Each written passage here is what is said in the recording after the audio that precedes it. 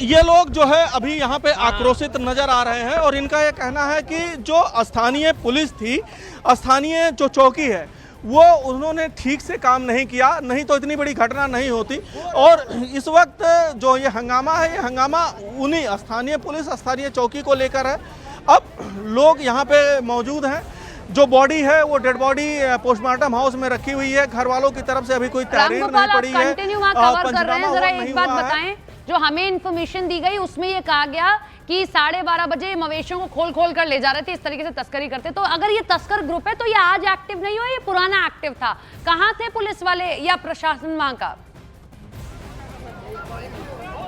बिल्कुल, सबसे बड़ी बात यह है कि जो ये पूर्वांचल का क्षेत्र है और खास करके गोरखपुर, कुशीनगर, देवरिया, इन इलाकों में एक तस्कर का गैंग है। पुलिस अक्सर कार्रवाई करती है, अक्सर इनकाउंटर हुआ करते हैं, लेकिन ये जो तस्कर गैंग है ये सीमावर्ती जिलों से लगे हुए हैं और ख़ास करके बिहार से जुड़े हुए हैं। ये रात में इनके पास बाकायदा पूरा सिस्टम होता है, पूरा तंत्र होता है और इनको जो ग्रामीण इलाके की छोटी सड़कें हैं उसके भौगोलिक स्थिति के बारे में इन्हें पता होता है। वो तस्कर उन रास्तों से आते हैं, गाँव में घुसते हैं और जो जानवर होते हैं उनको खोल के लेके चले जाते हैं। उसी तरीके की कुछ घटना का अंजाम देने के लिए वो आए थे। चूँकि ये जो इलाका आप देख रहे हैं, ये इलाका पूरा ग्रामीण और शहरी क्षेत्र का एकदम मिला जुला इलाका है। शहर से 7-8 किलोमीटर की दूरी पे है और प्योर ग्रामीण भी नहीं है।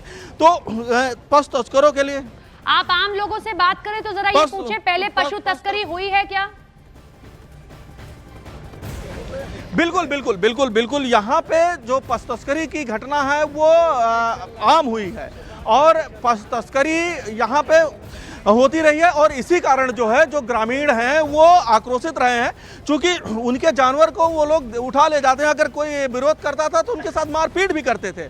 तो वो आक्रोश आज एक दिन का नहीं है और वो आक्रोश यहाँ पे दिखाई पड़ रहा है कि चूंकि एक दिन का ये आक्रोश नहीं है, ये लंबे समय का आक्रोश है और ये दिखाई यहाँ पड़ रहा है कि किस तरीके से लापरवाही हुई है और किस तरीके से जो है हंगामा हुआ।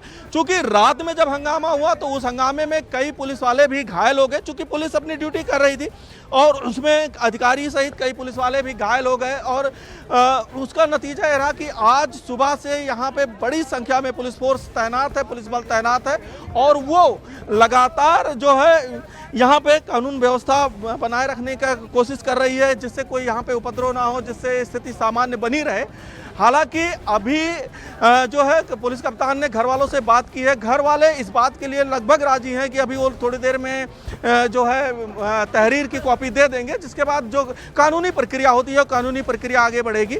लेकिन जिस तरीके से कल का ये दुस्साहसिक घटनाक्रम हुआ वो जो है उसको लेकर तो यहाँ पे आक्रोश है और उस आक्रोश को यहाँ पे वो दिखाई भी पड़ा। चूंकि तस्करों ने जब भागने की कोशिश की रात में तो एक गाड़ी उनकी यहीं पे फंस गई, जिसको तुरंत ग्रामीणों ने आपके हवाले कर दिया। जरा अपने दर्शकों को कुछ तस्वीरें हमारे पास आई हैं वो दिखा दे, फिर आपका फिर से एक बार रुक करेंगे। जरा ये तस्वीरें देखिए, ये आप देख सकते हैं जो गुस्साए परिजन है इस वक्त वहां जो पुलिस का आपको एक जमावड़ा दिखाई दे रहा है, उनसे नाराज हैं। ये नाराजगी इसलिए क्योंकि ये जो पशु तस्करी हो रही थी ये आज की नहीं है, ये पुरानी है। क्यों इस पर लगाम नहीं लग पा रही है? दूसरी तरफ अभी भी इलाके में तनाव है।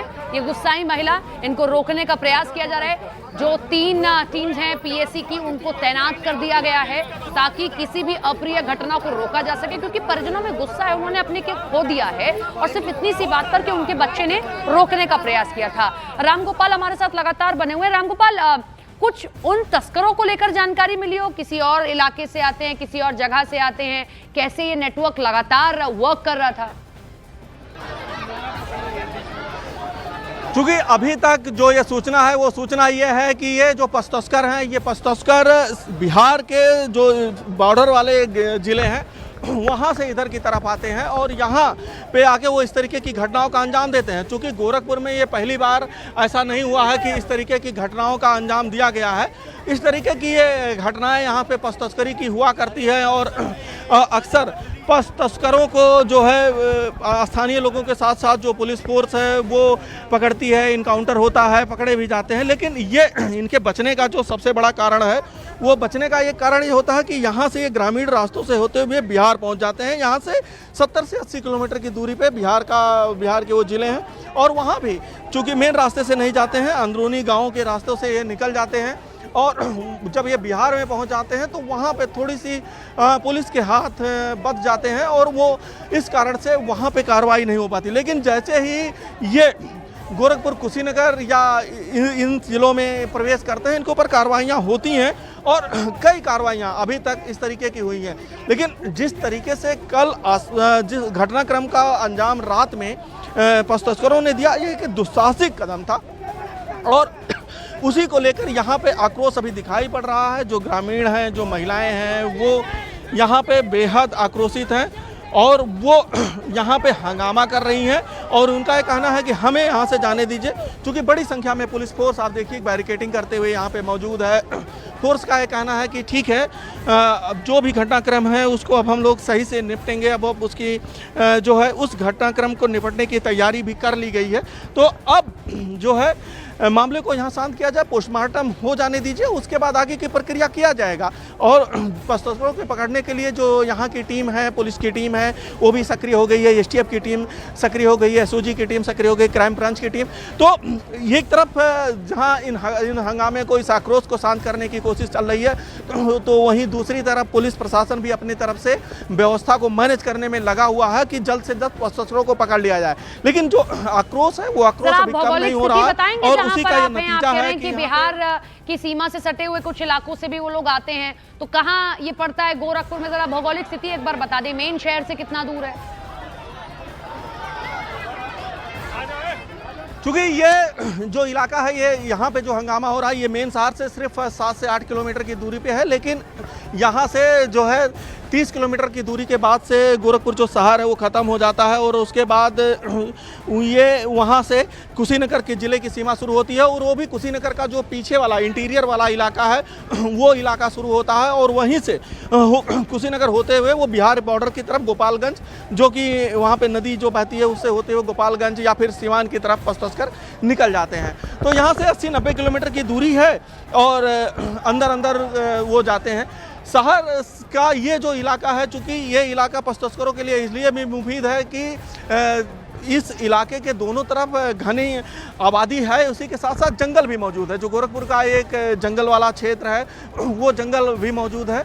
जस्ट आप यहाँ से 1 किलोमीटर आगे की तरफ जाएंगे तो वहाँ पे वो जंगल तिकोनिया नंबर 3 है। जो यहाँ पे इस वक्त मैं मौजूद हूँ, इस इलाके का भी नाम जंगल धूसड़ के नाम से है।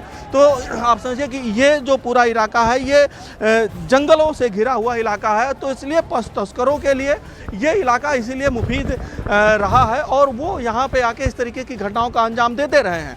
और आज चूँकि वो छात्र तैयारी कर रहा था, उसके पास जो ग्रामीण हमें बता रहे हैं, उनके पास, उनका ये कहना है कि छात्र के पास ये सूचना है कि कुछ बड़ी संख्या में डकैत जो है गांव में डकैती डालने के लिए आए हैं। उनको पकड़ने के लिए जो छात्र है वो उसकी यहीं पे बगल में उसके परिवार वालों की दुकान थी, वो यहीं पे था। अपने 3 साथियों के साथ उनका पीछा करने के लिए वो गांव की तरफ गया। गांव वाले, तब तक यहाँ से फ़ोन से सूचना चली गई थी, गांव वाले भी निकल लिए थे।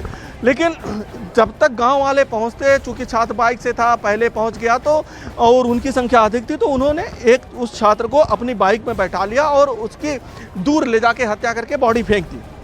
आक्रोशित ग्रामीण आते हैं, क्योंकि जब पशु तस्कर भागने की कोशिश करते हैं तो एक गाड़ी से भाग नहीं पाते हैं, तो उस गाड़ी को पकड़ लेते हैं, उसके बाद उसको आग के हवाले कर देते हैं। तो ये रात की घटनाक्रम है। रात के घटनाक्रम के बाद पुलिस प्रशासन सक्रिय होता है। पुलिस प्रशासन ये कोशिश करता है कि इस मामले को जो है जल्द से जल्द शांत कर दिया जाए, जल्द से जल्द खत्म कर दिया जाए। कई राउंड की बात होती है, कई राउंड ग्रामीण मान जाते हैं। अब ये मामला बहुत बढ़ गया है, एसपी तक अगर घायल हुए हैं तो इलाके में कितना तनाव है ये समझ आ रहा है। जांच कहां तक पहुंची है, थोड़ा सा भी चिन्हित किया गया हो?